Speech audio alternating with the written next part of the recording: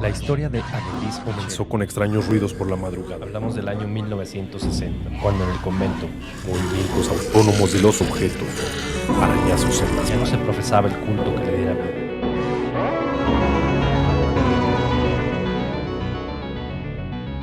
Hablemos de terror.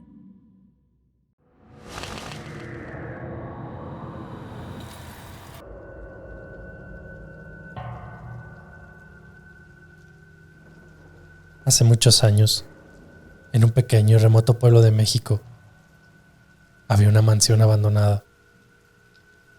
Ocultaba secretos oscuros y aterradores. La casa, conocida por su historia de tragedia y misterio, había dejado una huella imborrable en la mente de los habitantes del lugar. Era sabido que los espíritus de antiguos habitantes atormentaban sus pasillos, atrapados en un ciclo de dolor y sufrimiento eterno. La curiosidad y el deseo de desvelar los misterios me llevaron a adentrarme en ese lugar tenebroso. Aquella casa se alzaba majestuosa en una colina solitaria, rodeada de árboles retorcidos que parecían susurrar secretos macabros al viento. A medida que me acercaba a la entrada, el aire se volvía denso y una sensación gélida se apoderaba de mi ser. La casa parecía respirar, como si estuviera esperando a alguien como yo, alguien dispuesto a enfrentarse a lo desconocido. Desde la primera noche en aquel lugar, el terror se apoderó de mí. Los susurros ininteligibles resonaban en las paredes. Las sombras danzaban siniestramente por los pasillos y los objetos se movían inexplicablemente. A pesar del miedo que me invadía, sentía una extraña atracción hacia la presencia de lo sobrenatural, así que decidí continuar mi estancia en la casa encantada. Movido por mi afán de descubrir la verdad, decidí investigar la historia de aquel lugar. Descubrí que ahí se había cometido un crimen atroz. Una familia adinerada había habitado la mansión en el pasado, hasta que un miembro de la familia, cuyo nombre se había perdido en la historia, se volvió loco y asesinó brutalmente a sus seres queridos, antes de desaparecer sin dejar rastro. Los espíritus de los ya fallecidos se decía que permanecían atrapados en ese lugar, buscando venganza y redención. Impulsado por mi sed de conocimiento, decidí buscar ayuda, así que me puse en contacto con un doctor. Era un renombrado parapsicólogo. Lo nombraremos Dr. Alejandro Ruiz. Su reputación en el campo de lo paranormal era legendaria. También había oído hablar de un sacerdote excomulgado, el Padre Juan, quien tenía conocimientos profundos sobre los fenómenos sobrenaturales y se había enfrentado a entidades malignas en el pasado. El Dr. Ruiz aceptó mi invitación para investigar la mansión y juntos nos embarcamos en esta peligrosa aventura. Cuando llegó la noche en que nos encontramos en la mansión, una tormenta violenta estalló en el exterior, añadiendo un ambiente aún más ominoso. Mientras explorábamos aquel lugar, los fenómenos paranormales se intensificaban. Las luces parpadeaban enloquecidas. Las puertas se abrían y se cerraban con violencia, y extraños ruidos resonaban en los pasillos. El viento ululaba a través de las ventanas rotas, como si los espíritus intentaran comunicarse con nosotros. Llegamos a una sala central, donde la presencia maligna parecía más intensa. Las paredes estaban cubiertas de símbolos siniestros, y había una imagen desgastada de la familia asesinada colgada en la pared. Era como si la habitación misma estuviera impregnada en la oscuridad que había arruinado la vida de aquellos desafortunados seres. El Padre Juan, con su mirada penetrante y llena de determinación, se preparó para enfrentar el mal que habitaba ese lugar. Comenzó a recitar oraciones de protección, rociando agua bendita en cada esquina de la sala. El Dr. Ruiz y yo permanecíamos en silencio, observando expectantes. A medida que el Padre Juan entonaba las palabras sagradas, una obscuridad espesa y palpable se materializó a nuestro alrededor. Sombras angustiadas y figuras fantasmales emergieron de las paredes y avanzaron hacia nosotros. Sus rostros desfigurados y sus ojos inyectados de sangre eran un testimonio silencioso del sufrimiento que habían experimentado en vida. Pero el padre Juan, sin temor ante aquellas fuerzas malignas, continuó aquella lucha espiritual. Invocó a la luz divina y roció agua bendita con fuerza. Aquellos espíritus aullaban en agonía y arrojaban objetos a su paso. Pero el sacerdote y su fe inquebrantable no flaquearon. La batalla entre el bien y el mal se prolongó durante horas interminables. Gritos ensordecedores y golpes retumbantes llenaban el aire mientras los espíritus luchaban por mantener su control. Pero, poco a poco, aquella energía maligna comenzó a debilitarse. Los espíritus se volvieron cada vez más translúcidos y su desesperación se disipó. Finalmente, con un último rezo y un estallido de luz divina, los espíritus desaparecieron por completo. Aquella casa, una vez llena de terror y sufrimiento, quedó sumida en un silencio sepulcral. El padre Juan, el doctor Ruiz y yo nos miramos, exhaustos pero victoriosos. Habíamos logrado liberar a los espíritus atormentados y traer paz a aquel lugar maldito. A medida que el tiempo pasó, la historia de la mansión encantada y nuestra valiente intervención se convirtió en una leyenda en el pueblo. La gente hablaba con asombro de la destreza del sacerdote excomulgado y del parapsicólogo que se aventuraron en el inframundo para enfrentar el mal. Aquel lugar, ahora deshabitado, permaneció como un recordatorio de la capacidad humana para confrontar lo sobrenatural y traer luz, incluso a los lugares más oscuros.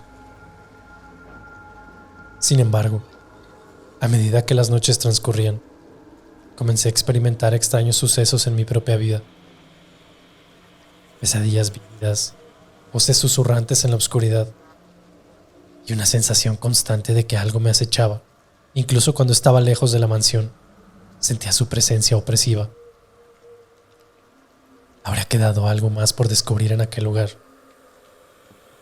Decidí regresar, pero esta vez en solitario, para desentrañar los secretos finales que seguían ocultos en sus muros. Al entrar, el ambiente estaba cargado de una energía oscura y hostil. Los pasillos parecían como más laberínticos, las sombras más amenazadoras.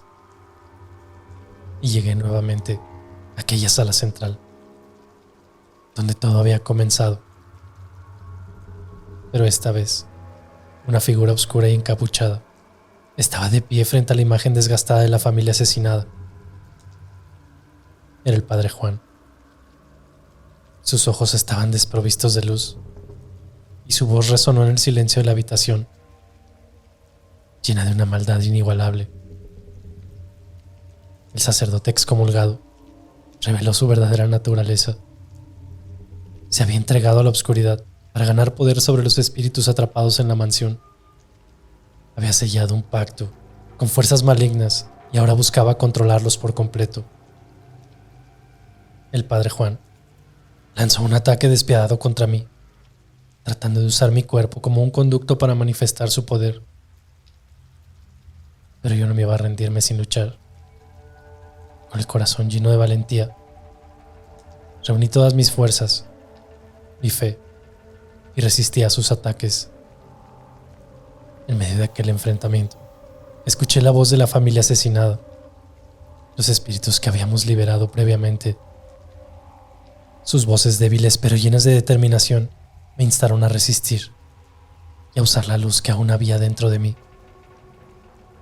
Recité oraciones y mantras sagrados, llamando a la protección divina y convocando a los espíritus benevolentes que aún vagaban en aquel lugar. La sala se llenó de una luz brillante y purificadora que envolvió al padre Juan como en una energía celestial. El grito de dolor y de desesperación mientras la luz lo consumía por completo. El mal que lo había poseído durante tanto tiempo fue erradicado, liberando su alma atrapada Después de ese enfrentamiento, aquel lugar quedó en silencio una vez más. Los espíritus descansaban en paz y el padre había sido vencido definitivamente. Salí de ahí, agotado pero aliviado, sabiendo que había prevalecido contra las fuerzas de la oscuridad. La historia de la mansión encantada y su trágico pasado siguió viva en el pueblo, pero ahora se contaba con un matiz de esperanza y redención. Aprendí que el mal puede acechar en los lugares más insospechados, incluso en aquellos que deberían ser sagrados. Pero también descubrí la fuerza que yace dentro de cada uno de nosotros para confrontar y superar ese mal. Hoy la mansión permanece deshabitada, pero su historia vive en los corazones de aquellos que conocieron la verdad. Y yo, habiendo experimentado el horror y la valentía en carne propia, me he convertido en un testigo y guardián de la historia, asegurando que los espíritus atormentados descansen en paz y que nadie más caiga en las garras de la oscuridad que alguna vez envolvió la mansión encantada de ese pequeño pueblo mexicano. Había pasado una década desde mi último encuentro con la casa encantada, y a pesar de los años transcurridos, el recuerdo de aquellos sucesos terroríficos seguía atormentándome. Las pesadillas nocturnas y las visiones de sombras obscuras se habían convertido en una constante en mi vida. Sentía que la casa seguía llamándome, reclamándome mi presencia una vez más. Decidí regresar al pueblo con una nueva misión: desentrañar los secretos más profundos de la casa y poner fin al mal que la habitaba. Con cada paso que daba hacia la entrada principal de la casa, la atmósfera se volvía más densa y opresiva.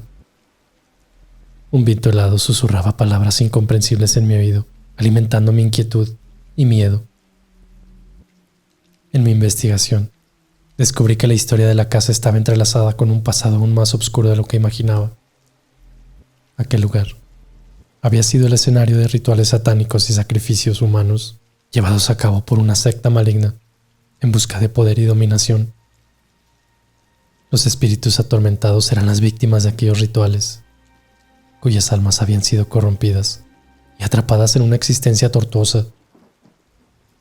Decidido a enfrentar mis temores y poner fin a la maldición, busqué la ayuda de un renombrado experto en lo paranormal, el doctor Samuel. Este investigador tenía conocimientos profundos sobre los rituales oscuros y las entidades sobrenaturales que acechaban en los rincones más sombríos del mundo. Así que juntos nos aventuramos en la casa una vez más. El ambiente era ominoso y parecía que cada esquina de la casa escondía una nueva pesadilla. Las paredes parecían respirar y el suelo crujía bajo nuestros pies como si estuviera vivo. Sombras grotescas se deslizaban por las habitaciones y el aire estaba impregnado de una energía malévola. A medida que nos adentrábamos más en la casa, los fenómenos se intensificaban. Escuchamos murmullos siniestros, risas desgarradoras que sonaban en las paredes. Figuras espectrales nos acechaban desde la oscuridad. Sus ojos brillaban con una malicia indescriptible. En lo más profundo de la casa, descubrimos una habitación secreta oculta tras un muro de ladrillos. Al cruzar aquel umbral fuimos recibidos por un espectáculo horripilante. Símbolos satánicos cubrían las paredes y una figura encapuchada y retorcida se erguía en el centro de la sala. Era el líder de la secta, un ser corrompido por la oscuridad que apenas conservaba su forma humana. El doctor y yo nos enfrentamos al líder de la secta con todas nuestras fuerzas, invocando palabras sagradas y arrojando agua bendita. Pero aquel mal era poderoso y se resistía a ser expulsado. El suelo temblaba bajo nuestros pies y la habitación se llenó de una neblina negra y putrefacta. En medio de la lucha, una voz cavernosa se alzó por encima del caos. Era un sacerdote, el padre Miguel, quien había escuchado sobre nuestros esfuerzos y se unió a aquella batalla. Con una fe inquebrantable, el padre Miguel invocó la luz divina y lanzó una ofensiva contra el líder de la secta. El enfrentamiento alcanzó su clímax en una explosión de energía sobrenatural. El líder de la secta se retorcía de dolor, emitiendo aullidos terroríficos. La habitación se llenó de un resplandor intenso y el olor a azufre y desesperación invadió el aire. Finalmente, la oscuridad cedió y el líder de la secta fue derrotado.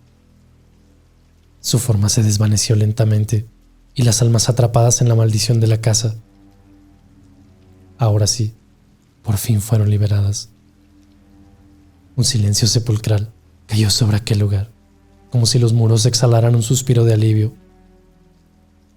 El doctor, el padre y yo nos miramos, agotados pero triunfantes. Habíamos enfrentado al mal en su forma más pura y lo habíamos vencido. La casa liberada de su oscuro legado se sumió en una paz que no había conocido en siglos.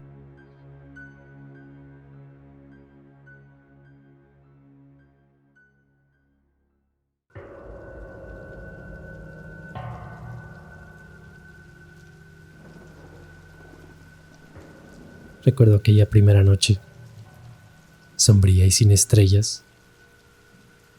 Fue cuando me adentré en la oscura y retorcida carretera de la perdición. Era conocida por los lugareños como el camino más peligroso y maldito de aquella región.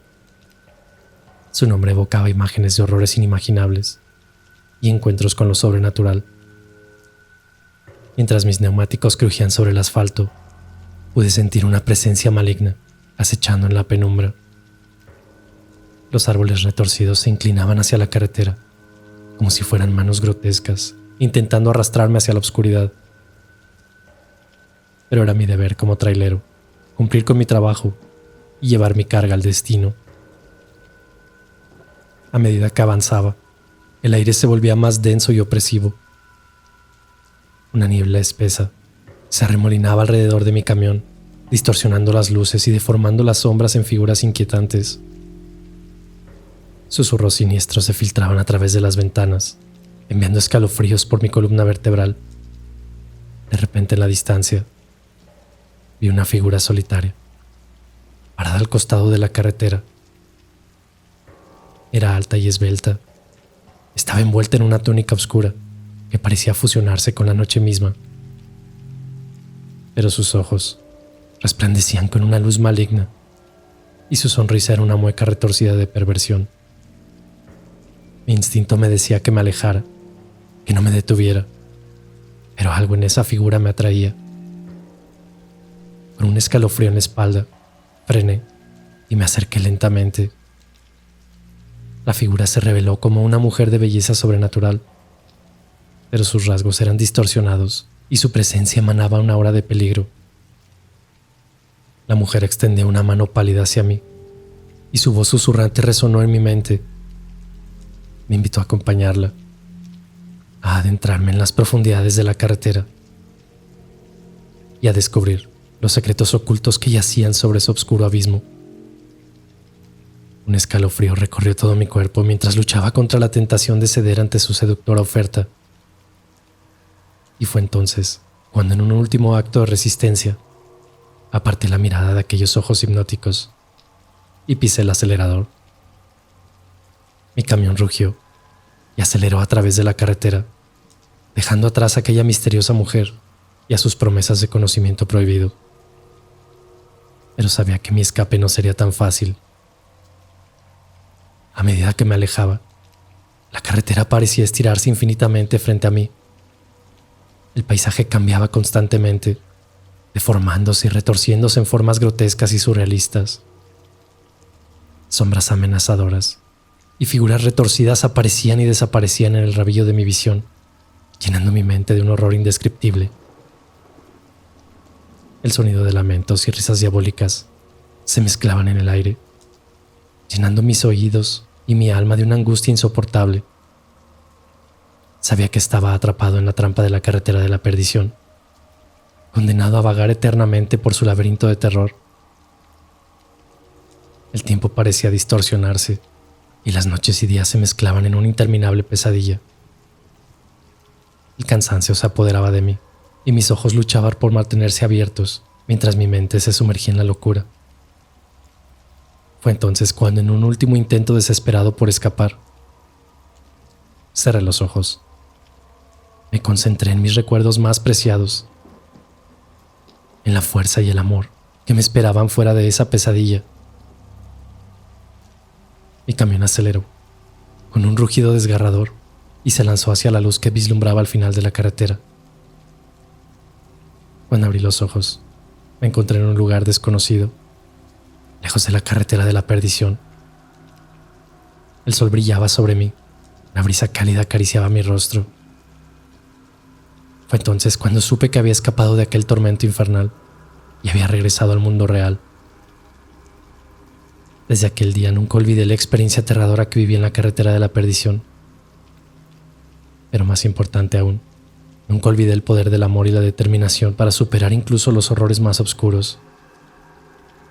Ahora, cada vez que veo un trailero en la carretera, comparto mi historia como advertencia, recordándoles que el mal acecha en los rincones más oscuros de nuestro mundo. Que hay que estar siempre alerta y dispuesto a luchar por nuestra sobrevivencia. Pero ahí no termina la historia. Habían pasado años desde mi encuentro aterrador en aquella carretera. Los recuerdos de aquel lugar maldito aún me perseguían en mis sueños, y juré que nunca volvería a adentrarme en ese abismo de terror. Pero el destino tenía otros planes. Un día recibí un encargo urgente que requería que tomara un atajo por carreteras secundarias. Las circunstancias me obligaron a enfrentar mis temores y volver a enfrentar la carretera de la perdición una vez más. El sol comenzó a ocultarse en el horizonte mientras mis neumáticos crujían sobre aquel asfalto. Una sensación de malestar se apoderó de mí, como si el aire mismo estuviera cargado de energía siniestra. Me esforcé por mantener la calma, recordando mi promesa de enfrentar cualquier desafío que surgiera. La oscuridad cayó sobre la carretera y una niebla espesa emergió de la nada. La visibilidad se redujo drásticamente y los faros de mi camión apenas lograban penetrar el velo sobrenatural. Fue en ese momento entonces cuando sentí aquella presencia. Era una presencia familiar. Era aquella que había jurado no volver a enfrentar. De pronto algo atravesó la niebla frente a mí. Mis instintos me gritaron que frenara, pero fue demasiado tarde. Mi camión chocó violentamente contra un vehículo que parecía haber aparecido de la nada. El impacto fue tan fuerte que fui arrojado hacia adelante, perdiendo momentáneamente la conciencia. Cuando recobré el conocimiento, me encontré en medio de una pesadilla distorsionada. El lugar del accidente se había transformado en un escenario surrealista. Los restos retorcidos de los vehículos yacían dispersos por el suelo, rodeados de sombras que se retorcían y que susurraban en el viento. Salí de mi camión tambaleándome, sintiendo el dolor en cada parte de mi cuerpo. La figura que había chocado apareció frente a mí. Un conductor pálido y desfigurado, con ojos vacíos y sin vida. Su presencia emanaba una frialdad glacial y un aura de desesperación. Me habló con una voz lúgubre, culpándome de su sufrimiento eterno y jurando venganza por su muerte prematura en la carretera de la perdición. Me sentí atrapado en una pesadilla interminable, luchando por encontrar una salida de ese tormento sobrenatural. En medio de aquel caos, la figura de la misteriosa mujer que me había tentado en mi primer encuentro por la carretera se materializó frente a mí.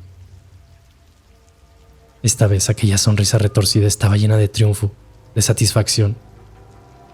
Era la personificación de la oscuridad y el mal, y parecía regocijarse en mi desgracia. Con cada fibra de mi ser, me negué a rendirme. Recordé las lecciones aprendidas de aquella primera experiencia, así que reuní mi coraje y determinación para enfrentar aquella pesadilla una vez más. No podía permitir que una carretera me consumiera por completo. Luché contra aquella presencia sobrenatural, enfrentando mis miedos y desafíos. Cerré los ojos, me sumergí en mi fuerza interior, canalizando mi amor y mi voluntad de sobrevivir.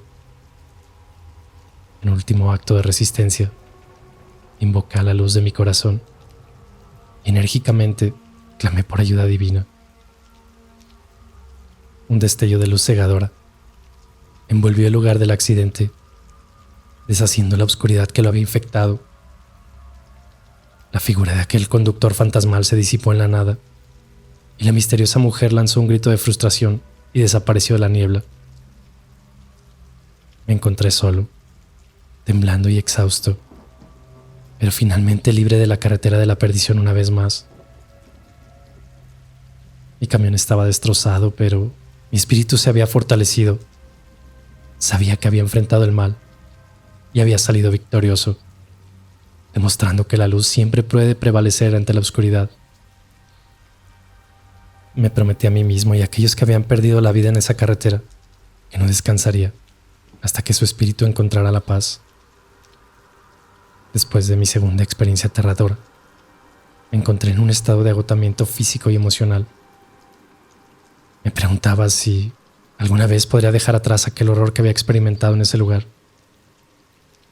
Pero la vida siempre encuentra una manera de sorprendernos. Una noche, mientras descansaba en un pequeño motel cerca de la carretera, un hombre mayor se acercó a mí. Su rostro estaba marcado por las arrugas. Parecía cargado con la sabiduría de los años. Se presentó como Jacobo y dijo que tenía una historia que compartir conmigo. Una historia relacionada con la carretera de la perdición. Nos sentamos en una mesa apartada y Jacobo comenzó su relato. Hacía décadas él también había sido un trailero y su destino lo había llevado a atravesar la misma carretera maldita. Durante su viaje tuvo un encuentro que cambió su vida para siempre. En una noche oscura y nebulosa, él había atropellado accidentalmente a un niño que se encontraba junto a un coche averiado al costado de la carretera. Aquel niño parecía que había aparecido de la nada. Jacobo no tuvo tiempo de reaccionar. Con el corazón lleno de culpa y remordimiento, llamó a las autoridades y se quedó en el lugar del accidente hasta que llegaran. Pero a partir de ese momento, su vida se sumió en la desgracia. Pesadillas horribles lo acosaban todas las noches y la culpa lo consumía desde dentro. Comenzó a ver sombras amenazadoras, escuchar voces susurrantes que lo culpaban por su acción inadvertida. Su salud se deterioró rápidamente y la maldición de la carretera de la perdición se apoderó de él. Él me confesó que había buscado respuestas durante años, tratando de descubrir el origen de la maldición. Según su investigación, el niño que había atropellado había sido una víctima de un trágico accidente en la misma carretera, pero había sido décadas atrás. Su espíritu atormentado buscaba venganza y todos los que se aventuraban en la carretera de la perdición estaban destinados a encontrarse con su ira y desesperación. Al escuchar aquella historia, sentí un escalofrío cuando recorrió mi espalda. Nuestras experiencias tenían un hilo conductor común, y la verdad detrás de la maldición se revelaba lentamente. Aquella carretera era un lugar narrado, sí, en historias y experiencias de muchos compañeros, pero tenía un común. Estaba marcado por la tragedia y el dolor, y aquellos que habían perdido la vida en ella buscaban venganza y redención. Me enteré que Jacobo murió poco después de contarme aquella historia, llevándose consigo el peso de su culpa y su lucha contra la maldición. Pero su relato me dejó con una misión clara. Tenía que encontrar una forma de liberar a aquellos espíritus atormentados y poner fin a aquella maldición que asolaba la carretera. Con mi determinación renovada me adentré una vez más en ese abismo de terror. Investigué sobre aquel niño el que había sido atropellado décadas atrás. No me lo van a creer, pero descubrí su nombre y su historia. Me propuse encontrar su tumba y llevar a cabo un ritual de liberación con la esperanza de que eso rompiera el ciclo de venganza y permitiera a los espíritus que encontraran la paz. A medida que avanzaba por la carretera maldita, enfrentando los horrores y las trampas que se presentaban ante mí, sabía que estaba acercándome al final de mi misión. La maldición no quería ser desafiada, pero mi determinación era más fuerte que cualquier fuerza oscura. Finalmente, después de una ardua búsqueda, encontré la tumba del niño, rodeado de sombras y con el corazón latiendo con fuerza. Realicé un pequeño ritual de liberación, ofreciendo mis disculpas y pidiendo perdón en nombre de todos aquellos que habían causado su sufrimiento. Un silencio sepulcral cayó sobre la carretera de la perdición. Las sombras se desvanecieron y una sensación de paz llenó el aire. Los espíritus de aquellos que habían perdido la vida en esa carretera finalmente encontraron la libertad que tanto ansiaban. Al salir de la carretera de la perdición, sentí un alivio profundo y una gratitud abrumadora. Sabía que había cumplido mi propósito y que, al menos por ahora, aquella maldición había sido neutralizada. Pero también entendí que la carretera seguía siendo un lugar peligroso y debía permanecer vigilante para evitar que otros cayeran en una trampa mortal. Esta carretera siempre tendrá su atractivo oscuro, pero ahora con la verdad revelada y los espíritus liberados, su poder se ha debilitado. Comparto mi historia como advertencia y como un recordatorio de que incluso en los lugares más siniestros, la redención y la liberación son posibles si nos atrevemos a enfrentar nuestros miedos y hacemos lo correcto. Muchas gracias por quedarse hasta el final del relato. Recuerden que si les gusta nuestro contenido, pueden demostrarlo dejándonos un like, compartiendo y si nos escuchan desde YouTube, pueden suscribirse al canal, activar la campanita de notificaciones. Aunque no lo crean, eso nos ayuda mucho más de lo que se imaginan.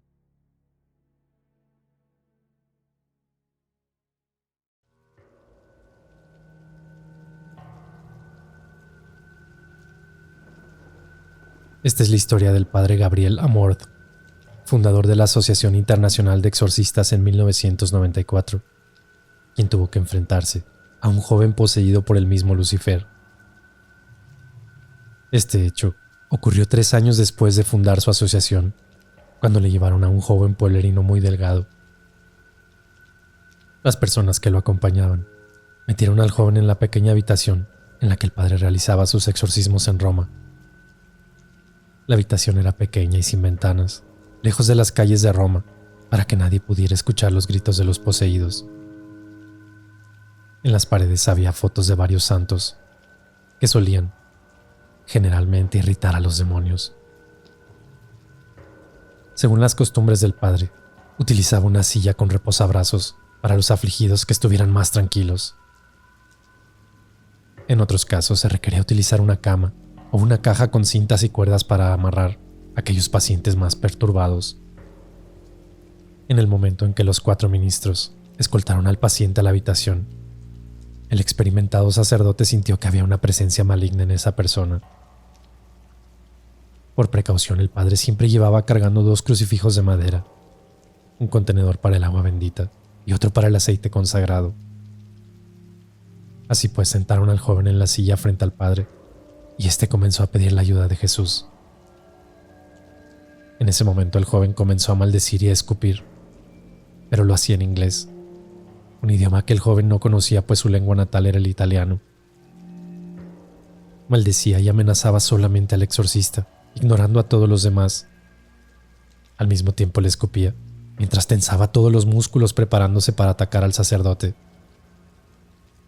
El demonio en su interior gritaba y aullaba con la voz del joven. Tenía la mirada fija en el padre, una mirada penetrante y sin parpadear. Chorreaba saliva de la boca del joven, y parecía que en cualquier momento saltaría sobre él. El padre Gabriel recurrió a sus armas religiosas y siguió rezando, además de realizar otras recitaciones propias del ritual del exorcismo para poder expulsar al demonio del cuerpo. Exigió que el demonio revelara su nombre. Espíritu impuro, quien quiera que seas tú y todos tus compañeros que poseen este sirviente de Dios, te ordeno. Dime tu nombre, el día y la hora de tu condenación. La respuesta sorprendió a todos los presentes. El joven hombre fijó la mirada en el sacerdote y gruñó su respuesta. Yo soy Lucifer. Claramente el padre Gabriel no esperaba una respuesta tan aterradora. Sin embargo, estaba convencido de que tenía que seguir con el ritual durante todo el tiempo que fuera necesario, hasta que se quedara sin energía si hacía falta. Siguió rezando, recitando los versos de liberación del rito romano del exorcismo. Como respuesta, el demonio siguió gritando y chillando, haciendo que el joven poseído girara la cabeza hacia atrás y pusiera los ojos en blanco. Sorprendentemente, se quedó en esa posición por 15 minutos completos. El exorcismo continuó. La habitación se volvió cada vez más fría, hasta que se formaron pequeños cristales de hielo en las ventanas y en las puertas. Ni siquiera el invierno más duro de Roma lograba dejar esos rastros helados.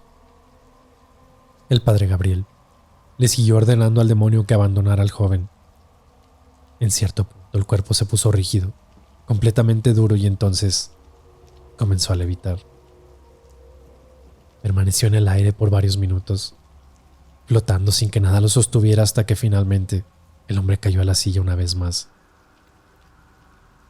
Según lo que comenta el padre, los exorcismos pueden ser una simple oración, hasta una completa expulsión de demonios con manifestaciones y síntomas espeluznantes que parecen sacados de una película. No obstante, no suele ser un proceso de una sola ocasión, sino una práctica que se realiza regularmente en la persona, llegando a necesitar varios años, según la gravedad del caso. Los ritos concluyeron por ese día, pero el padre siguió visitando regularmente al hombre y rezaba con él hasta que ya no presentaba resistencia. Cuando por fin el hombre fue liberado por el demonio, comenzó a aullar y a gritar como nunca antes lo había hecho. Pero cuando terminó, por fin sintió un gran alivio. Volvía a sentir la luz y la paz en su interior. El padre Gabriel logró liberar a este hombre. Según sus propias palabras, el sacerdote se ha encontrado con muchas sorpresas durante sus años como exorcista. Y uno de los recursos más utilizados por los demonios es escupir, y siempre intentan atinarle al rostro del exorcista. En otra ocasión, una persona poseída escupió, y 3 uñas se materializaron en su boca, sin saber de dónde provenían. A pesar de la gran variedad de formas con las que las personas terminan poseídas, el caso más frecuente, de acuerdo con el padre, son los hechizos malignos. Esto sucede cuando una persona se ve poseída por un ser maligno debido a que el demonio ha sido provocado por otra persona, o la misma que acudió a Satanás para que hiciera algo por él o ella. O puede ser porque alguien actuó con falsedad satánica. El padre Gabriel murió a los 91 años por una enfermedad pulmonar después de haber realizado muchas conferencias sobre exorcismos para que esta profesión fuera más conocida y más sacerdotes participaran. Se dice que a pesar de la enfermedad pulmonar, su muerte fue muy extraña, por lo que no se descarta que algún demonio haya venido a cobrar factura.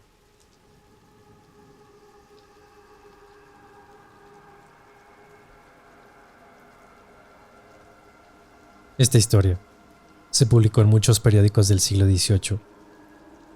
El reverendo Robert William Wake mandó una carta al responsable de la Gaceta de Bristol en 1788. En esta carta contaba la historia de una posesión y exorcismo que despertó una gran controversia entre la superstición y la salvación espiritual de una Inglaterra que se desarrollaba con la época de la Ilustración. La carta contaba la historia de George Lukins, un sastre en el norte de Somerset, y las personas que le conocieron decían que era un hombre de muy buen carácter, fervoroso creyente y que acudía a la iglesia con mucha frecuencia. Su vida era normal, hasta la Navidad de 1769. Una noche después de montar una obra para una casa local en Jayton, que pertenecía al señor Love, todo el grupo decidió beber un trago con el anfitrión. Los actores y los presentes en la reunión bebieron demasiado esa noche. Cuando George intentó salir de la casa de su anfitrión, cayó al suelo inconsciente. Al despertar dijo que había caído no por lo borracho, sino porque alguien o algo lo había golpeado. Al día siguiente, George esperaba sufrir solamente una terrible resaca, pero sus síntomas eran mucho más que eso. Comenzó a sufrir ataques, que comenzaban con temblores violentos en su mano derecha, y luego iban subiendo por su brazo hasta el rostro. Eventualmente, todo el cuerpo se estremecía con espasmos. Durante estos ataques comenzaba a gritar que él era el demonio, y comenzaba a llamar a ciertos seres que estaban dedicados a su voluntad y les ordenaba que torturaran a esa pobre víctima con todo el poder que tuvieran. Parecía que George se había vuelto loco, pero realmente había sido poseído y el demonio hablaba a través de su voz. Y así es como comenzó este caso de posesión demoníaca. Luego de eso, comenzaba a cantar canciones folclóricas con voces femeninas y masculinas.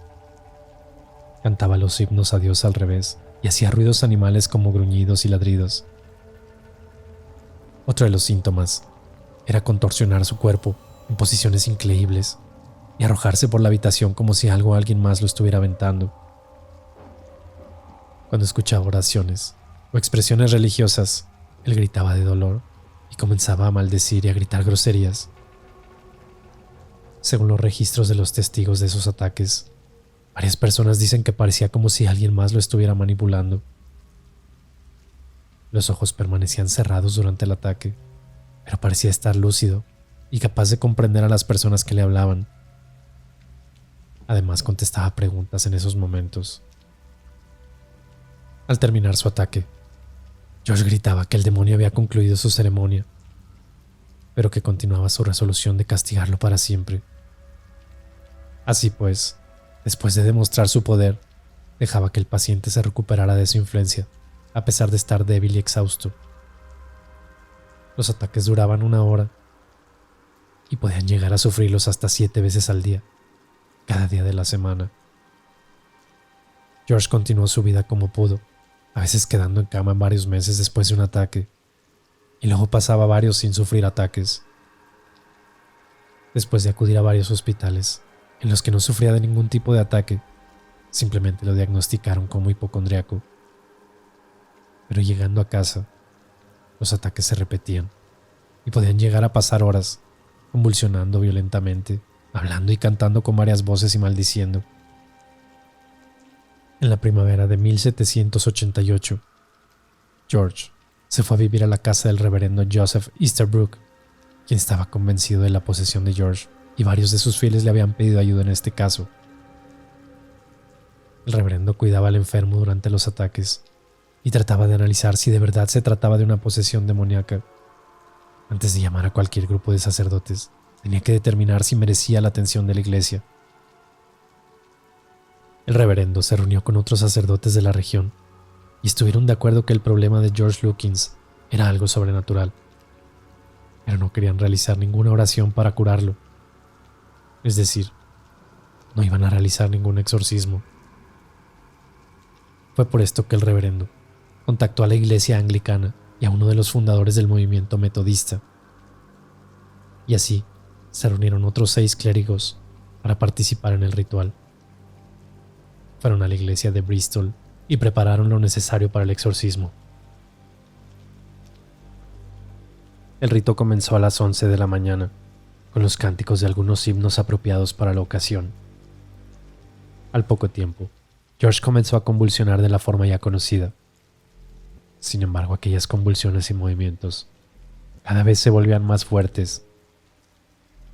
Uno de los reverendos le preguntó: «En el nombre del Padre, del Hijo y del Espíritu Santo, ¿quién eres?». No hubo respuesta.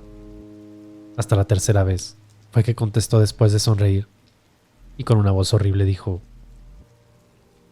Soy el diablo.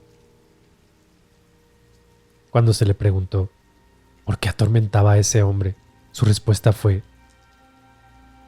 para mostrar mi poder a los hombres. Después de aquello, George sufrió una terrible convulsión, por lo que lo retuvieron entre dos hombres que estaban ahí para ayudar a los padres. Comenzó a echar espuma por la boca. Su cara se distorsionó en gestos que parecían imposibles, y después de algunos movimientos violentos, habló con una voz profunda y vacía, pidiéndole explicaciones a George y burlándose de él por pedirle ayuda de personas tan tontas. Luego juró por su guarida infernal que nunca soltaría a ese hombre y que lo torturaría 1000 veces peor. Aquella voz era bastante demoníaca. Continuó cantando y blasfemando, hablando de su poder y jurando eterna venganza a todos los presentes, retándolos a oponerse. Luego ordenó a sus sirvientes que aparecieran y que tomaran sus puestos. Siguió maldiciendo y cambiando de voces mientras el hombre sufría en agonía. De vez en cuando soltaba una risa terrible y otras veces hacía ruidos animales. Los sacerdotes seguían rezando, mientras las voces en George cantaban el Te Deum al demonio. Los hombres rezaban y le instaban a repetir el nombre de Jesús. Uno de los hombres ordenó varias veces al espíritu maligno que saliera del hombre hasta que una voz dijo: ¿debería renunciar a mi poder? Y luego se escucharon terribles aullidos. Poco después se escuchó otra voz que decía: nuestro amo nos ha traicionado. ¿A dónde iremos? A lo que otras voces contestaron dentro de George: al infierno. Tan pronto como terminó el conflicto de voces, George pudo hablar con su voz natural y decir: bendito Jesús. Se tranquilizó, alabó a Dios por su ayuda y se puso a recitar uno de los salmos. Después de 18 años sufriendo de la posesión demoníaca, George Lukins por fin fue liberado.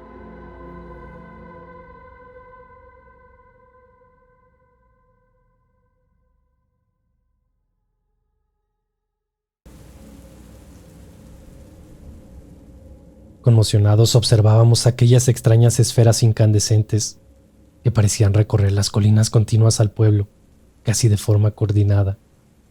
Eran 3, y por momentos solo flotaban, pero en otros se desplazaban con un ritmo inusitado, como si tuvieran vida propia, como si buscaran un lugar en la espesa arboleda para realizar un descenso.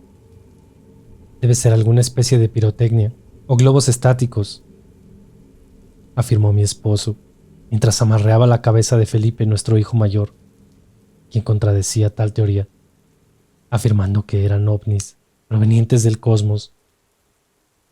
Aquel espectáculo duró largos minutos, mientras la oscuridad se digería al pueblo y la habitual bruma nocturna descendía sobre el valle. Los niños eran los más alborotados con aquel extraño fenómeno, y mi esposo no lo hacía nada de mal. Disfrutaba como un niño excitado, debatiendo con ellos distintas teorías sobre el origen de aquellas esferas de fuego, sin importarle siquiera el frío que hacía. Sin embargo, no había caído en cuenta de lo que pasaba a nuestro alrededor, pues al parecer éramos los únicos dándole atención al fenómeno aquel sobre las colinas. Observé mi entorno y noté el extraño actuar de la gente, quienes con celeridad se metían en sus casas cerrando rápidamente puertas y ventanas. Giré mi cabeza hacia la derecha, y doña Patricia, la vecina, correteaba a sus hijos y los regañaba por andar tan tarde fuera de casa. Luego giré la cabeza a la izquierda, y la mirada de doña Esperanza se clavó en mí, con un rostro de seriedad casi con cierto grado de molestia. Todavía recuerdo haberle dicho, con un poco de cordialidad: buenas noches, todo un espectáculo aquellas bolas de fuego, ¿verdad? Pero fue peor. Lo que respondió me dejó totalmente desconcertada. Hace muchos años que no bajan por estos lados. Cuide a sus niños. Luego se metió en casa y cerró de golpe sin darme chance alguna de preguntar sobre qué diablos hablaba. Algo no andaba bien en este lugar, y quedé reflexiva en el umbral por largos instantes. espectadora de cómo el silencio y la quietud se tomó del pueblo en cosa de minutos, dejando las calles completamente vacías. Lo cierto es que aquel llamativo y extraño suceso de conmoción mediática para nosotros, como nuevos pueblerinos, no era lo mismo para los habitantes de este lugar. En su actuar y en sus rostros se podía notar el pavor sobre algo completamente siniestro y terrorífico, que tal vez llegaba con aquellas luminiscencias, pues no eran más que el presagio de la tragedia que se cernía sobre el pueblo desde siglos, y del cual nosotros éramos completamente ignorantes y ajenos hasta ese momento. Aquella noche fue extraña. Había un silencio y calma anómala que se rompía por momentos con un intenso ladrido de perros, pero pronto se callaban intempestivamente, devolviendo aquella quietud aterradora a la noche en donde hasta el viento parecía estar callado. Pero no era solo eso. Mi pequeña hija de 9 meses lloró incesantemente casi toda la noche. Algo la tenía intranquila de sobremanera. Y en un principio yo pensé que estaba algo enferma, pero al tomarla de la cuna y cobijarla en mi cama, parecía retomar su tranquilidad y volver a conciliar el sueño. Yo creo que tenía miedo, un miedo que solo ella percibía instintivamente aquella noche. Ya por la mañana y de vuelta de hacer unas compras, me topé con nuestro vecino, el de enfrente, y él me ayudó a cargar algunas bolsas. No desaprovechando la oportunidad, le pregunté más sobre aquellos extraños eventos de anoche en las colinas. La pregunta al parecer lo incomodó, guardando un silencio misterioso, pero luego quedó detenidamente observando a mi bebé que cargaba en los brazos. «Son brujas», lanzó sin preámbulos, lo que me detuvo al instante y en un extraño instinto apreté con fuerzas a la bebé sobre mi pecho. Luego continuó hablando, dejándome en claro de qué iba todo esto. Se quitan las piernas y las cambian por patas de guajolotes. Hacen eso para poder trasladarse en bolas de fuego. Lo que vieron anoche descender en las colinas eran ellas. Una vez al año, se reúnen ahí para realizar sus aquelarres. Y hay quienes dicen que ciertos años son presididas por el mismísimo diablo, que emerge desde el infierno convertido en un macho cabrío. Las brujas lo veneran con sangre y carne fresca, proveniente de niños que roban desde las casas y que son sacrificados horriblemente. Les gustan los pequeños de alma pura, pero cuando no lo consiguen, han llegado a cometer atrocidades horrendas, como robar cuerpos frescos del panteón. Se dice que cuando el diablo aparece, bajan de las colinas. Hace años que no lo hacían, y anoche estuvieron ya sondeando las casas. Se escuchó los perros ladrar y callar luego de la nada. Eran ellas. Hasta los perros les temen. Yo le aconsejo que cuide a sus hijos, y en especial a la bebé, si está ya bautizada. Y si no es así, hágalo pronto, pero lo más recomendable es que se vayan unos días de este lugar. Pensé al principio que el anciano solo quería asustarme con leyendas de pueblo, pero había algo en su mirada y rostro que me decían que hablaba con toda propiedad y verdad, siendo imposible no pensar en aquella conversación el resto del día. La inquietud comenzó a carcomerme cada minuto que se acercaba la noche, y en mis oídos seguían resonando las palabras de advertencia de aquel hombre. Ya por la tarde no aguanté y le comenté a mi esposo sobre tal, indicándome que estos remotos e inhóspitos lugares están cargados siempre de mitos y leyendas desde sus cimientos, pero que no significaba que fueran ciertas. Concordó con esto mi primera teoría sobre el anciano, que tal vez solo quería darnos la bienvenida a este pueblo con algo de susto, al cual, por cierto, habíamos llegado únicamente por temas laborales de mi esposo, y nuestra estadía sería de alrededor de un par de años. Le insistí en que aquel diálogo había sido con seriedad, tal que terminó por convencerme de aquello. Fui yo quien había recurrido a él con la pregunta respecto a los eventos en las colinas. De otra manera, no hubiesen llegado a mis oídos aquellas terroríficas historias. Por salud mental, intenté desechar de mi mente el resto del día aquellas ideas escalofriantes de brujas y reuniones paganas, pero me fue imposible quitar la inquietud que se clavó en mi pecho desde aquella conversación con el anciano vecino y pronto algo de miedo comenzó a invadirme. Entre arreglos y acomodos a esta casa, se nos pasó el día. El atardecer caía abruptamente sobre el pueblo, y pronto se repetía aquella escena de la noche anterior. Todos se resguardaban en sus casas con premura, y aquel ambiente insano se instalaba otra noche. Luego de cenar, metí a los chicos a la cama y me serví un café mientras rondaba puertas y ventanas, asegurándome de que estuvieran bien cerradas. Mi esposo, que estaba en sus cosas de trabajo, quitó sus lentes y me observó preocupado por mi actuar, pues yo parecía un león enjaulado, paseándome dentro de la casa muy inquieta. Abrí la puerta principal y salí a fumar y a terminarme mi café con aire frío, para calmar aquellas sensaciones timoratas. Pero fue para peor. Justo en la casa de enfrente, su dueño agazapado sobre la techumbre martillaba incesantemente. Reparaciones fue mi primer pensamiento. Pero cuando luego elevó una cruz de casi 1,5 metros quedé perpleja y confundida, más aún cuando pronto empapó aquello con alguna sustancia viscosa y la emblanqueció con otra sustancia blanquizca. «Es sal», fue la voz que llegó a mis oídos, como respondiendo a lo que mentalmente me preguntaba. Era la vecina en su umbral. «Una cruz de sal hará que no pisen tu techumbre y las espantará», prosiguió comentando, mientras atónita observaba al hombre y a luego esparcir la especia por todo el techo. «Él tiene un hijo pequeño. Deberían decirle a su marido que haga lo mismo. Pongan sal sobre el techo, puertas y ventanas». Claramente se refería a las brujas. No había necesidad de preguntar ni de mencionarlas. La observé por un instante y no supe qué responderle. Solo terminé mi cigarrillo y me metí en casa rápidamente, más asustada que cuando abrí la puerta.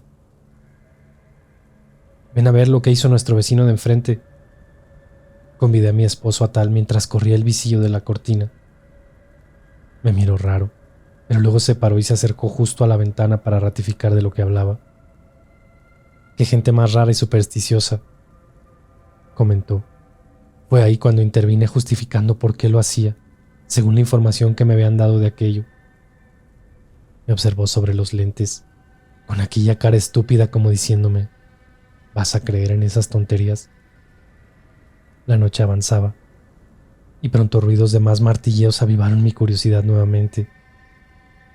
Esta vez listones de madera eran clavados sobre las ventanas. Aquel hombre parecía ser presa de un horror enfermizo, pero creo que fue ahí cuando pensé en la seriedad del asunto con las brujas. Horas más tarde intentaba dormir, pero no lograba pegar el ojo.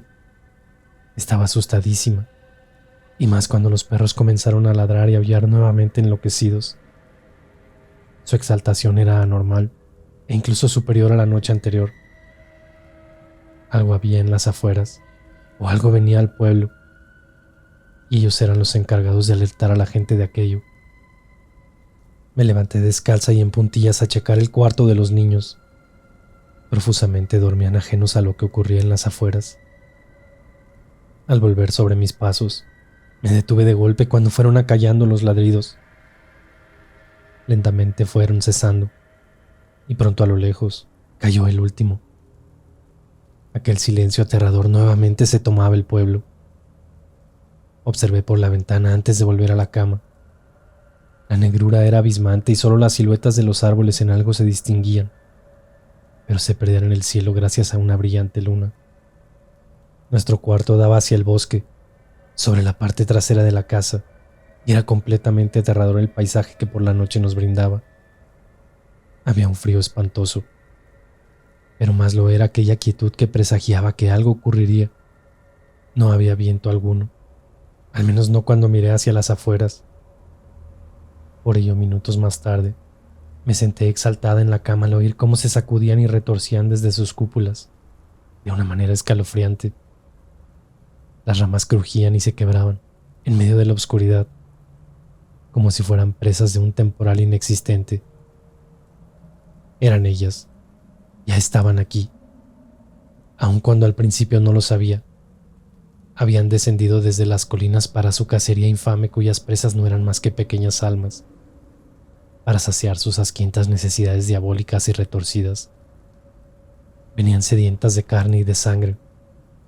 Lo peor de todo era que no desistían hasta conseguirlo. Algún valiente perro intentó enfrentar a las abominables criaturas, siendo silenciado de forma horrenda a pocos metros de nuestra casa, pues sus alaridos horribles dieron cuenta de ello. Desperté a mi esposo de su pesado sueño, molestándose por ello y exigiéndome explicaciones de qué rayos pasaba. Algo malo anda en las afueras, le dije sin pensar en mis palabras, y ni siquiera teniendo seguridad de qué rayos era. Solo tenía la certeza de que algo ocurría y no era nada bueno. Observé tras la cortina y comenzó a sermonearme en ese instante, haciéndolo callar de inmediato. ¡Shh! ¿Escuchas? Eran las ramas de los árboles más próximos a nuestra casa, que crujían y se cimbraban espeluznantemente. Era como si animales salvajes treparan de rama en rama con dirección a las casas. Intenté que mi vista se acomodara a la penumbra, pero era imposible distinguir.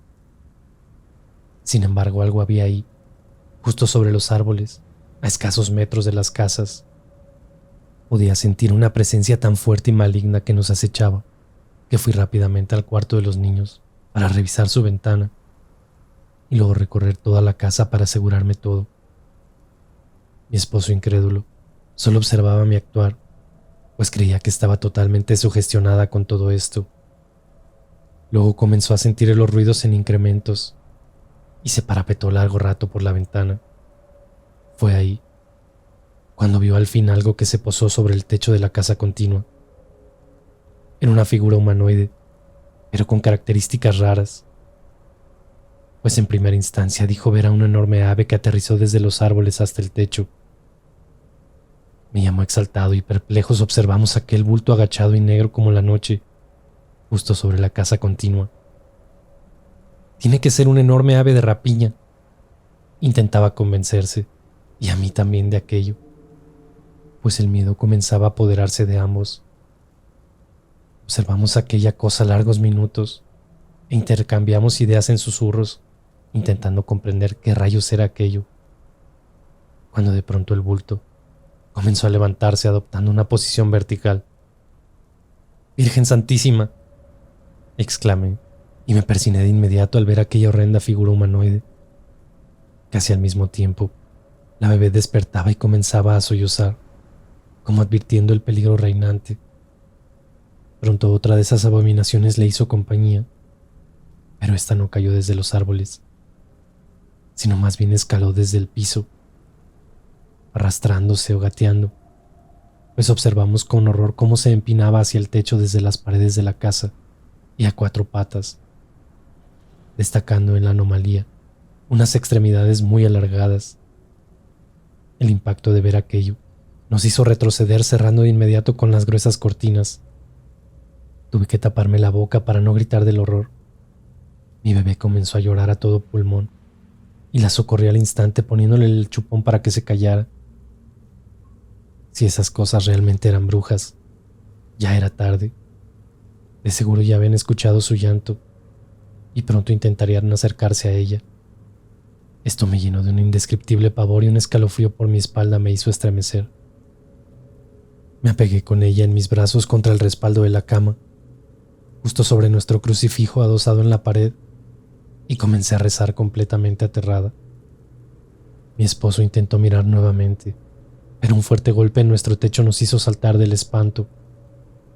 Eran ellas, no había duda alguna.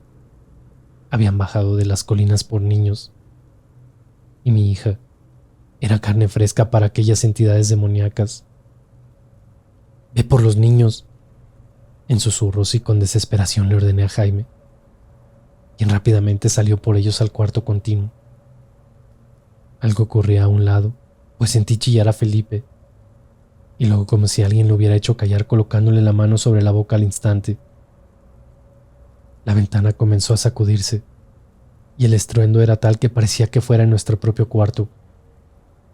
En instantes, Jaime y los chicos aparecieron en puntillas, pero Felipe venía pálido, aterrado, y mi esposo tapaba su boca para controlar que su llanto no fuese oído por las cosas de allá afuera. Corrió a mis brazos sollozando y con gestos le pedí que intentara guardar silencio. Pero su estado era de total pavor. Había visto a una de esas cosas en su ventana. Andrés despertó con el escándalo, algo desorientado sin entender lo que pasaba. Era muy pequeño para espantarlo con aquello que ni siquiera nosotros teníamos claridad de qué era realmente. Las presencias se hicieron notar más aún con el paso de los minutos. No era una, eran varias, sintiéndose fuertes pisadas sobre el techo, también moviéndose por las paredes como criaturas reptiles y muy ágiles. Pronto apagamos todas las luces para evitar que nos vieran y nos agrupamos en el piso junto a la cama. Ordené a los chicos que se metieran abajo de la cama y que no salieran por nada del mundo mientras Jaime, parapetado junto a la ventana, armado solo con un palo, intentaba protegernos de aquellas aberraciones. Entre la confusión y el miedo, recordé extrañamente lo de la sal y aquellas palabras de nuestra vecina sobre el poder de la especia sobre las brujas. Sin tener ciencia cierta de tal, no dudé en tomar aquella acción como protección.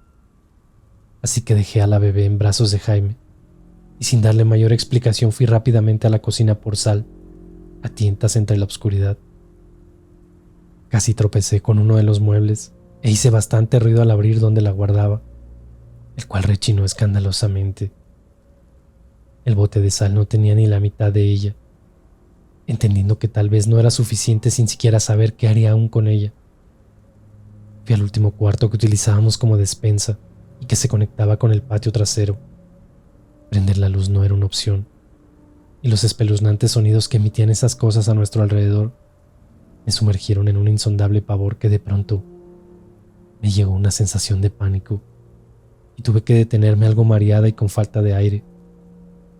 Inhalé y exhalé 3 veces para calmarme y luego con decisión me dirigí al mueble por las bolsas de sal.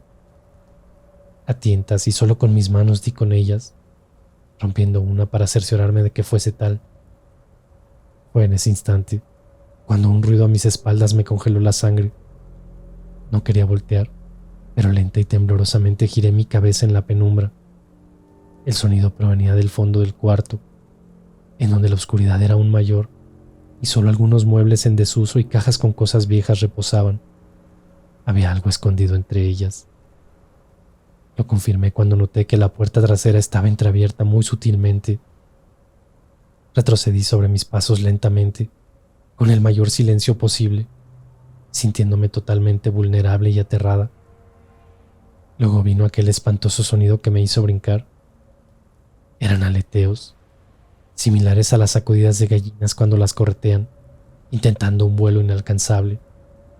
Una de las cajas se cayó al piso, dejando a la vista lo que se escondía tras ellas. Era una cabeza humana. Si bien solo veía contrastes oscuros, era una cabeza humanoide.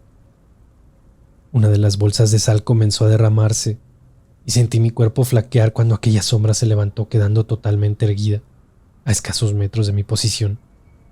Era una de ellas. Tenía una bruja dentro de la casa. Todo lo que creía saber acerca del miedo se esfumó en instantes. Esto era totalmente diferente a lo que conocía como tal. No tengo palabras para describirlo siquiera. Corrí hacia el cuarto sacando fuerzas de no sé dónde.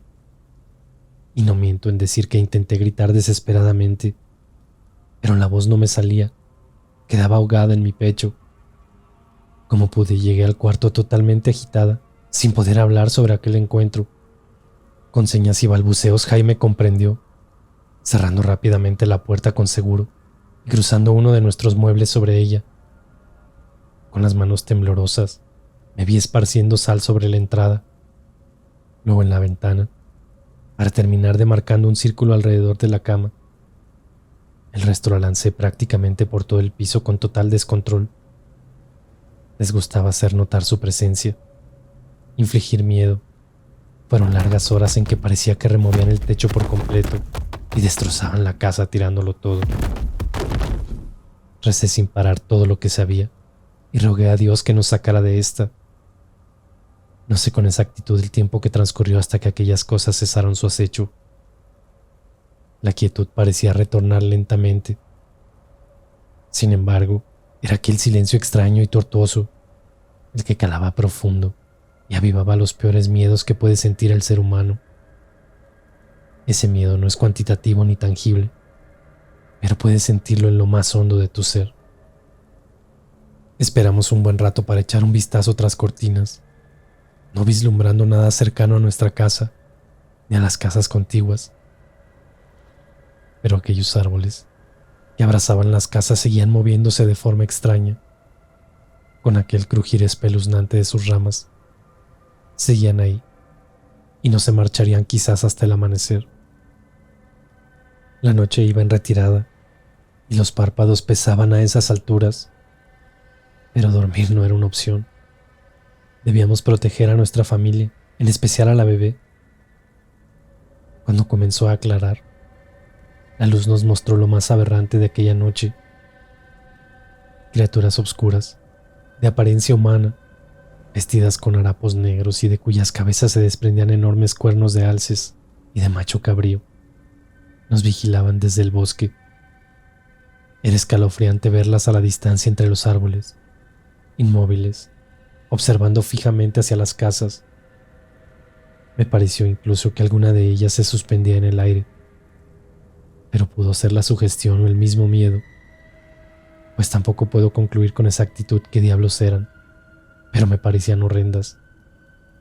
No eran aquellas brujas, más bien las acompañaban, pues éstas seguían sobre los árboles aleteando como guajolotes alborotados. Luego el bosque encandeció y aquellas bolas de fuego surgieron nuevamente. Eran las mismas de hace un par de noches sobre las colinas, pero muchas más. Eran tantas que no pude hacer un conteo exacto, y luego se perdieron en la espesura, como si nada antes que el primer rayo de sol tocara las tierras. Según el anciano aquel, esto era solo el principio. El aquelarre duraría al menos 3 días de la semana, y las primeras noches se las pasan en la convocatoria y homenajes al diablo, los cuales también incluían escapadas para asustar a la gente sometiéndolas al miedo. Les gusta romper platos en las cocinas, destrozar tejas y techumbres de las casas. Pronto sobre aquellas colinas, misas negras y orgías se desatarían, pero la noche más terrorífica era aquella del banquete, en donde se devoran a sus víctimas, especialmente a los niños. Se dice que también gustan desenterrar cadáveres para sus banquetes, sacando tripas y desmembrando los cuerpos. Se llevan la carne y la despedazan en 3 partes.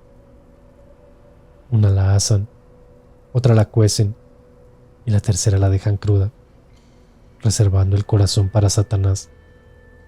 Intentan cubrir la profanación tapando las tumbas, pero la tierra removida no miente ni oculta sus atrocidades.